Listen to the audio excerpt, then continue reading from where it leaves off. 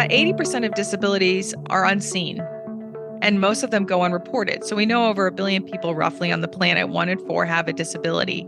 But what about those that don't report it because they don't feel comfortable that they'll have the right technological, social, or physical accommodations at work? That's a real barrier to overcome.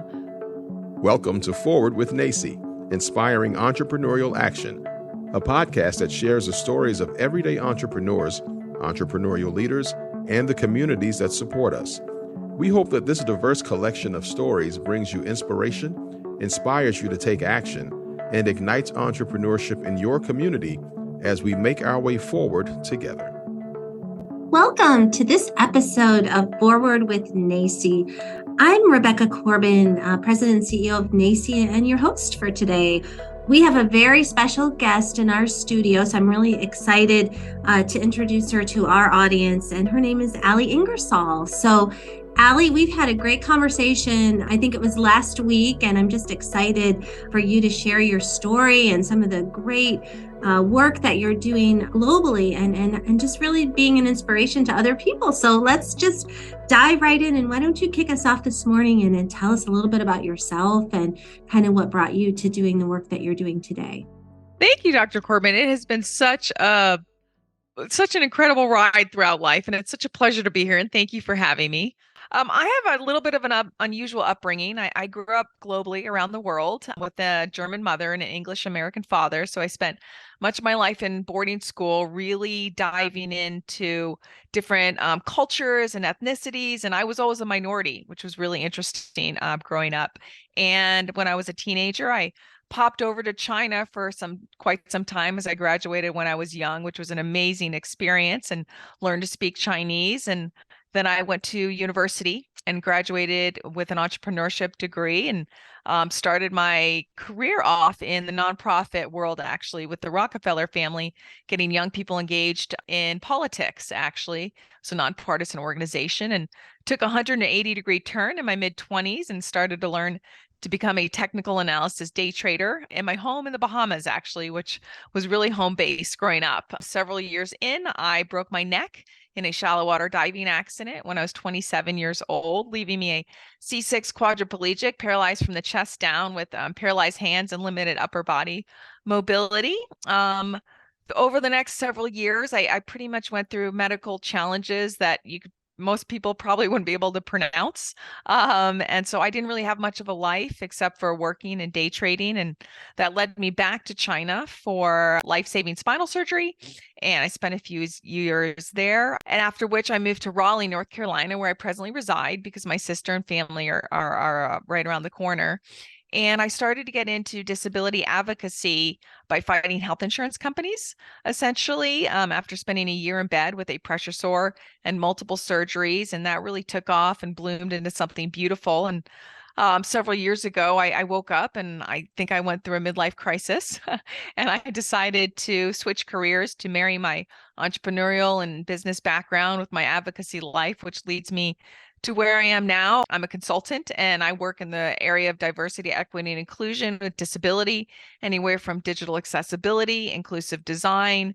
And I work with corporations to create robust roadmap strategies on disability inclusion within the workplace, in addition to disability employment. And I still have my advocacy career in life where I partner with organizations and companies and legislators on fighting for medically necessary equipment that many of us with disabilities need to not only survive in life, but to thrive. So that's a very short 2-minute overview of my background up to only year 40 next year. I turn 40 next year. Oh my gosh. I mean, for the 39 years you've been on the planet, you have done so much. And it's funny, this is our podcast recording day. So we've been talking this morning with a lot of different entrepreneurs that have different stories. But one of the sort of common threads among them is they really adopted this kind of entrepreneurial mindset. And I would like it, Allie, if you could just describe for people, because even in your introduction, having that mindset, which sounds like you developed that as a young person, you had influences with your father. Tell people who might not be familiar with that, how do you see entrepreneurial mindset? What does that mean to you now in the work that you're doing? And how would you recommend that people start to adopt that, whether they're part of the disability community or in other communities? Two words to start, and they would be pleasantly persistent. So, to be an entrepreneur, a freelancer, if you're going to work for yourself, if you're going to start a company, it is imperative that you are pleasantly persistent and you follow up on leads and conversations and relationship building. So, when I was in university, I started out in a small liberal arts college called Occidental in Old Pasadena, California, majoring in economics. And I realized that wasn't the road for me. So I transferred to the University of Miami to major in entrepreneurship, which at the time, back in the early 2000s, that was quite a new major still. And so my major taught me how to open and start a new business, from consulting, finances, thinking outside the box, telling a very compelling story, right? So if you're an entrepreneur, you have to be a great storyteller. You have to be able to hook someone within the first, I wouldn't even say 30, within the first 10 seconds of meeting them, because you can just tell by somebody's, eyes and the way they're looking at you if they're engaged in your story. And so it was a really incredible experience because it led me to compete in a very large business plan competition for the University of Miami, for which my business partner and I were very fortunate to win. It was a real estate idea, high potential venture real estate idea. And some of the judges, when we won, offered us $20 million at 22 years old to develop real estate. And we thought to each other critically, we said, we are not ready. So being an entrepreneur is being, aggressive and persistent, but also knowing when you need to take a step back and you need to assess and you need to write a firm business plan and you need to be confident in yourself. We weren't confident in ourselves at the time. Of course, you're going to have a lot of missteps along the way. So that would be my advice to new entrepreneurs starting out as well. But that's so wise. I mean, as a young person, some people just jump all in, and then it ends up to some degree maybe being even potentially a setback, where if they sort of slowed down and did that. I'm curious because I'm wondering, some of our listeners may not know what this means. Tell us what a day trader is, and what is the day in the life of a day trader? What does that even mean?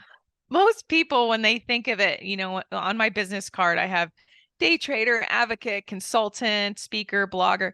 They always get glazed over when they see day trader.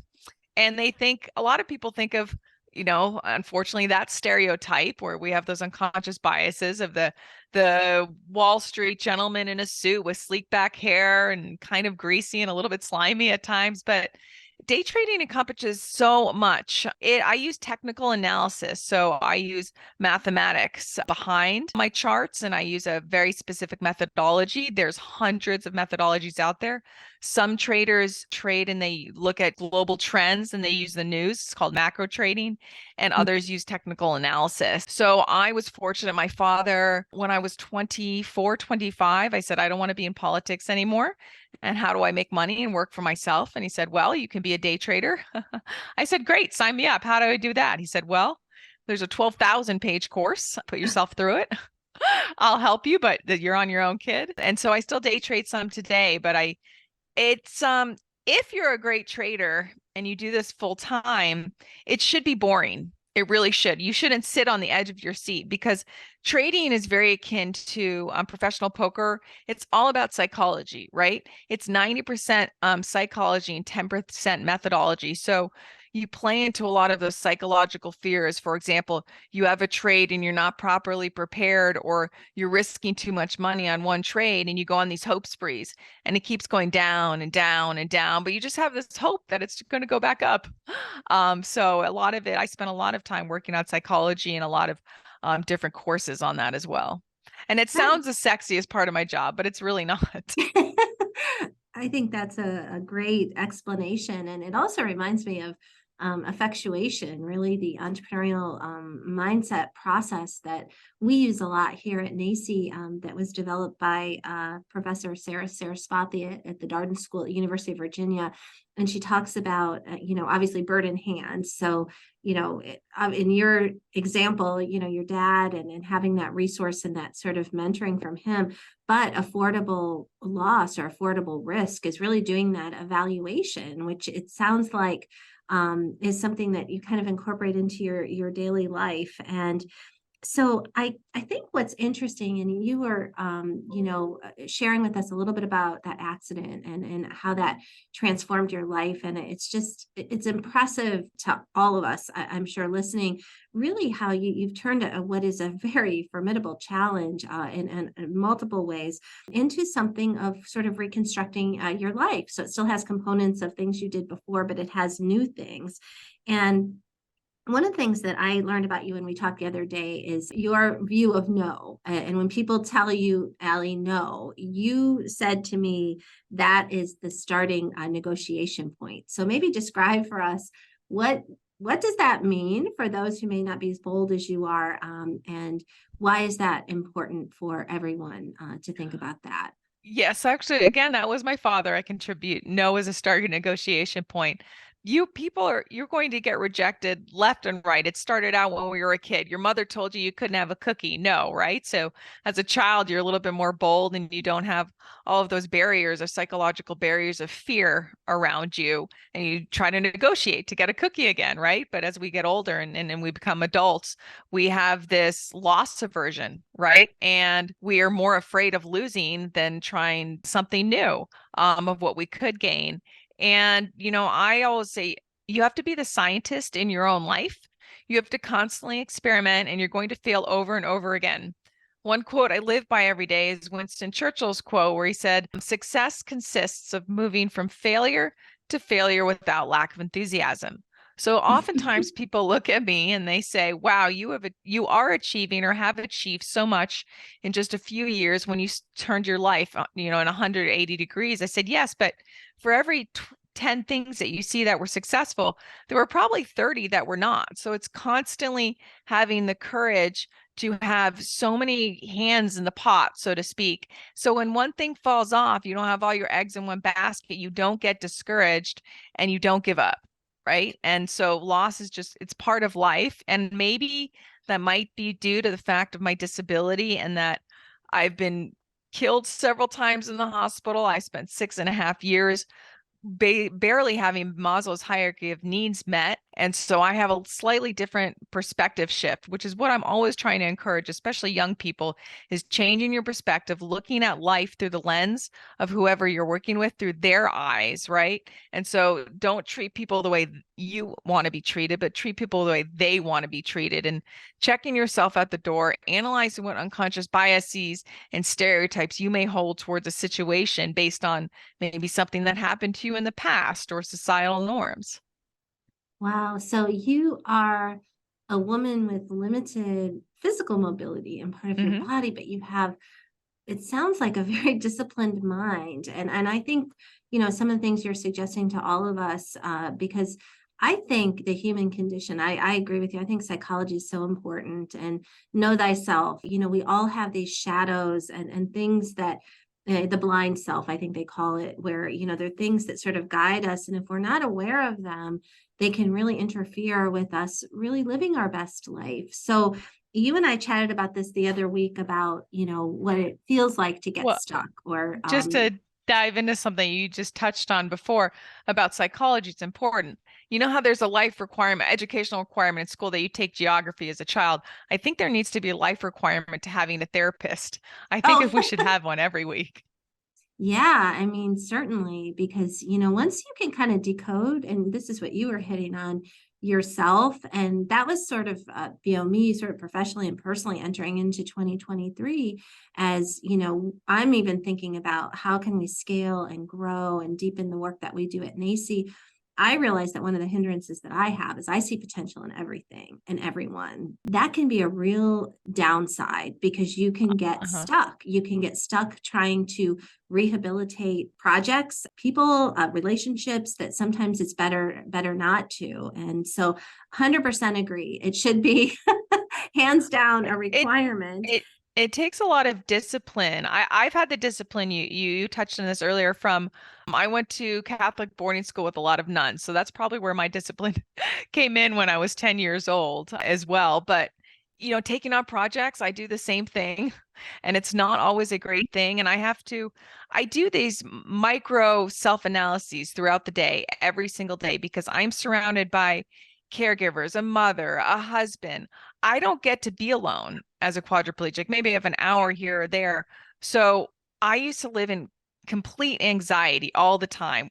Is somebody going to show up? What emotional problems are they going to bring into my life today? What am I Mhm. going to have to fix? And that is so mentally exhausting. And I don't know what shifted, but something several years ago shifted in me. And it seems like such common sense that I'm I'm not going to offer my advice, but when someone comes in and they just kind of explode their emotional challenges on me, I have learned to segregate in my mind, which takes daily practice, mindful meditation to say, okay, I'm going to empathize with their situation. I'm so sorry you're going through that.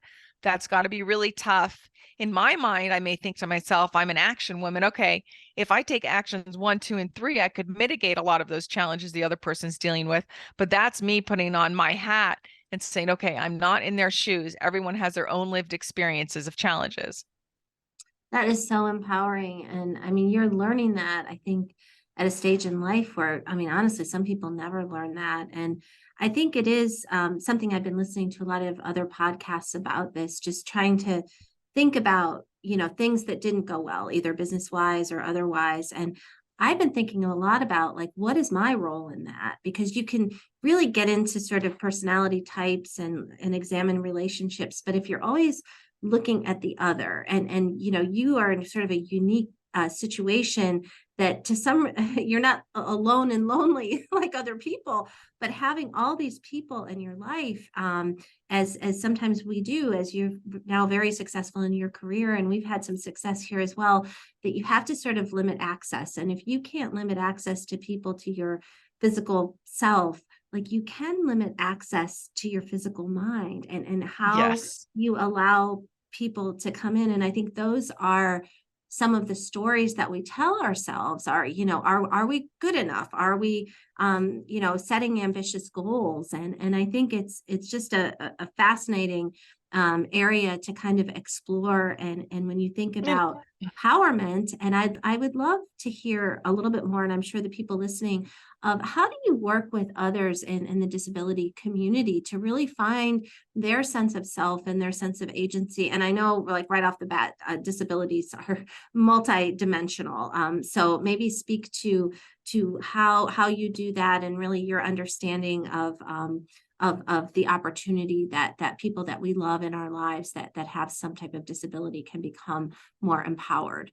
it's a great question because, and this again speaks back to wanting to take action and help people and do things for them. But many years ago, when I was, and all my health insurance advocacy and all the advocacy I do is pro bono. I do that for free. I will never charge. I believe in paying it forward and human kindness. So every 20% of my week, I just donate to helping people or working with nonprofit organizations.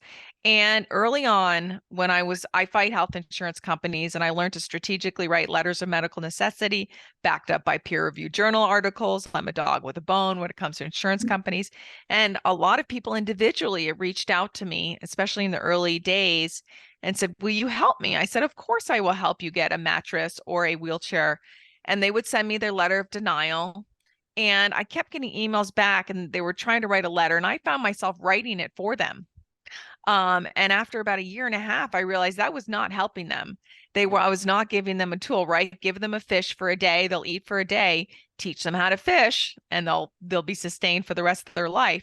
So I really had to shift my own personal thinking. And it was interesting, the rate of people that dropped off that reached out to me was about 50%. People would reach out to me regularly. Get about 10 to 15 requests a day. And maybe 20% of people would take upon themselves. I said, I will help you. Here's a denial letter as an example. Okay, we need to figure out where they went wrong with this code. We need to make a medical argument. Here's a bullet point list based on your medical condition of how you can write the letter. I will edit it, but you have to work with your doctor. And so about 20% of folks would actually do that. The other 80% would just drop off and I would never hear from them again. And that continues to happen today. But I realized to protect my own mental sanity, make sure I fill my cup, make sure I work on my own wellness. I can't keep doing things for folks, which is why I wrote an exhaustive guide on how to navigate the health insurance appeals process over the course of a year with a nonprofit, right? So it's a starting point, but you have to be your own self-advocate. And so that's what I really try to promote is how do you be your own self-advocate? What are actionable steps, whether you're the patient or you're a doctor, for example. And this is just with the health insurance area at the moment. Creating a one pager for patients on resources. Have you ever been to a doctor where they hand you a one pager and say, here are some really great resources or here are some steps? I haven't. So, things in that nature with those examples. See, you're creating things that didn't exist before, but you're also attending to your own, I think what you described as your own inner well-being. And I think that is, again, back to the awareness. So But I'm regardless not really of great at it. I'm working on it daily, but I'm not always brilliant at it. I okay. have to be full transparency. Yeah, I know. But just the fact that you're aware of it and you're working at it is huge. Because that was one of my sort of epiphanies of, in terms of people, and staff members, if they were struggling, I'd just jump in there and I could do any job, that because I've been doing this work for a long time. But you're right, that's not honoring the team that we put together. We need to let people struggle. And I think those of us who want to come in and rescue really have to be mindful of that. First of all, why are we doing it? Whether it's a struggling business or a struggling person in our community, really honoring that struggle is really what gets people to where they really need to And actualize not their. everyone is cut out for struggle. That's Hence, not true. everyone is cut out for to be an entrepreneur, right? There's going to be a lot more struggles and hardship as an entrepreneur or a business owner. And if you're not cut out, that's okay. I believe everyone in life has a place in a certain job. Some folks just want to go into their office or their cubicle and work 9 to 5, get the benefits, get the paycheck, and then leave work and check out. And that's perfectly okay as well. So you really have to assess, do you have the mindset of an entrepreneur? Right? I think that's really important to distinguish as well first. And don't you think too, Allie, that there's a continuum? There's like those people who are like on on the edge of, they start businesses, they take enormous risks.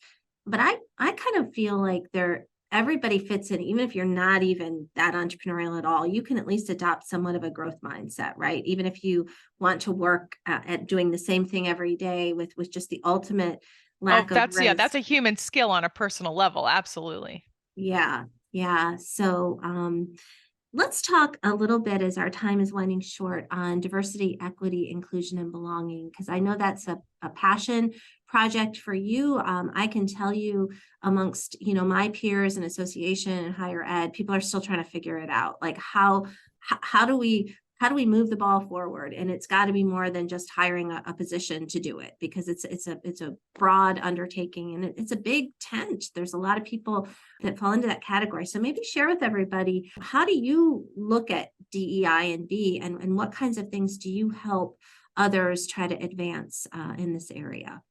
Well, again, a lot of it goes back to psychology first. So when you're working with an organization, and obviously I have the lens of disability, diversity, equity, and inclusion, because that's a category that is getting left behind. And it's also an area that doesn't discriminate against race, gender. And I always say the late Hale Zukas, he's a disability advocate. He said, to the able-bodied population, you're just temporarily able-bodied.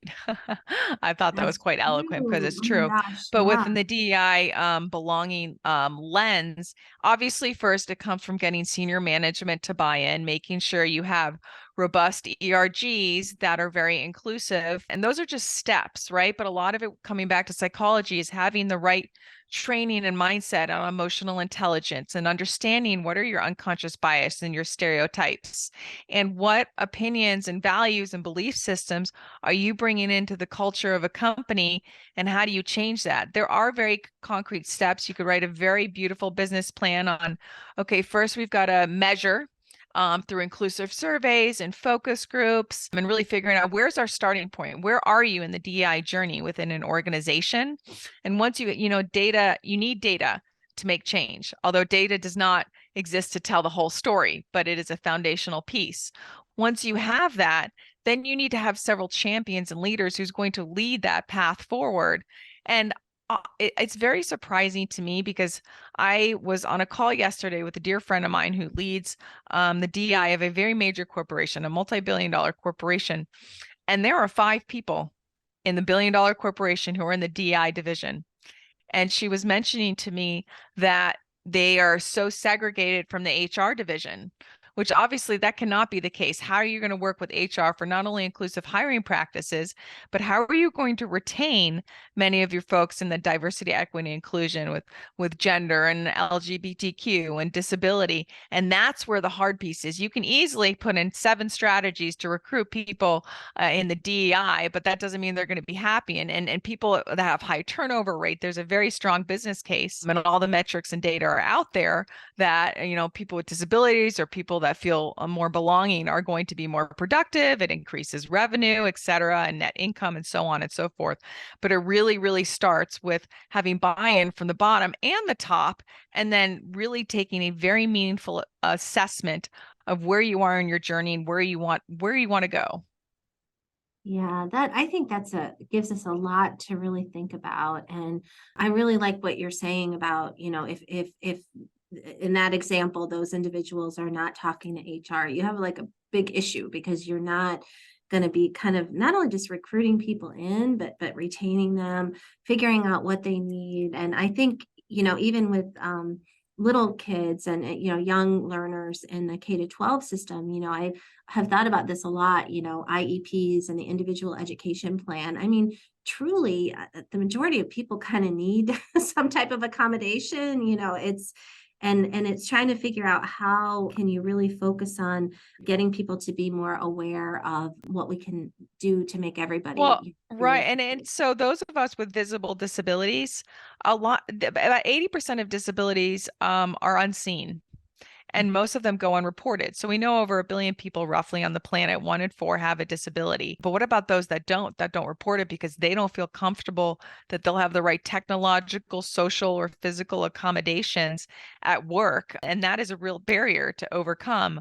So at one hand, it's on the responsibility of the organization to stand up and say, hey, we are going to be more inclusive through A, B, and C. However, it's on us, I believe, the disability community and a couple champions, and some of us will be discriminated against. It's not always going to go well that, you can take you can take the legal route if you're discriminated against, but we have to stand up and say, these are our needs. This is how I'm going to feel more inclusive. And so how is leadership going to know what we need unless we actually speak up? But not everyone, I would say some people, someone told me last week that, well, they're not brave enough. I said, well, I hear that and I know that you're scared, but there are people in every organization who they feel that it is their responsibility to take action. And I would be one of those ones. So I applied to a couple corporate jobs a few years ago, and I kept getting put in a box. And there was this glaze over in the eyes every time I talked about my accessibility accommodations, right? And then I would get very high up in the interview process, almost to the end. And at the end, I would always get the, I'm sorry, you're not the right candidate for the position. And that was really eye-opening to me, which is actually why originally I decided to go to the consulting route as well, because now I work with organizations and companies that are made up by and for people with disabilities, which, I feel like I have a greater impact in that realm. It's very challenging sometimes in the corporate route, in the corporate world, to feel like you're making a difference. Yeah, well, I think, Allie, you are making a great difference. And I hope people feel, inspired to do that. And I think, what I find too with entrepreneurial mindset is I think a lot of people do struggle with fear. And when you start listening to those voices in your head, they're not always true, but they can be loud. And the more you kind of practice and cultivate an entrepreneurial mindset, you'll realize that there are always going to be risks and fears, but how do you surround yourself with others who are going to really challenge you to take those risks? And I think that's the work that you do in your sphere. That's the work that we try to do here. That's an excellent point you make. Surrounding yourself with people. I'm very big into energy and people's, you vibe off people that share the same beliefs and values as you do. They say you are who you hang out with, right? It's absolutely true. So if you have that mindset of constant fear, it's only natural to try to attract people around you who also have a fear mindset. And then you get into this unfortunate cycle where you're both talking about your challenges every day instead of the opportunities in front of you. Yeah, and that can be really draining, especially if you're one who absorbs a lot of that. And then, you want to keep your own energy and your vibe at a higher level because you really, you want to do, I read a quote the other day from Mother Teresa, you really want to have people leave you with a sense of, love and peace and happiness versus like that heaviness, what you talked about, which we've all been around people and situations where you don't know what it is, but you literally feel so drained when you walk away from that person or that situation. And I think that's part of when we were chatting a bit about, our goals for this year. And I was sharing with you a little bit about limiting access. You have to do that. And maybe physically you can't do it, but for people that work mentally in environments where you have negativity or you have those kinds of things, you've got to develop strategies. And I think you've shared with us on this podcast some ways to do that. And honestly, if you're doing it and living your best life and making that kind of an impact, I mean, I'm hoping that the rest of us can do, just even a little bit and learn from. I call those people psychic vampires. They are. Yeah.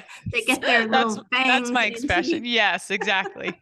You need like a detector or a garlic necklace that's adapted. I know. So, well, Allie, thank you so much for sharing with us today. Can you just remind everybody if they want to find you to either the variety of things that you do, where are you and how can they connect? I am on LinkedIn and Facebook on Allie Ingersoll, ALI Ingersoll, INGERSOLL. I have different names, but you can find me under that name, LinkedIn, Allie Ingersoll as well. And I have a website called The Quirky Quad. It's normalizing disability through dark humor and determination. So I tackle topics from bowel and bladder to diversity and inclusion to health insurance. So there's no topic off limit.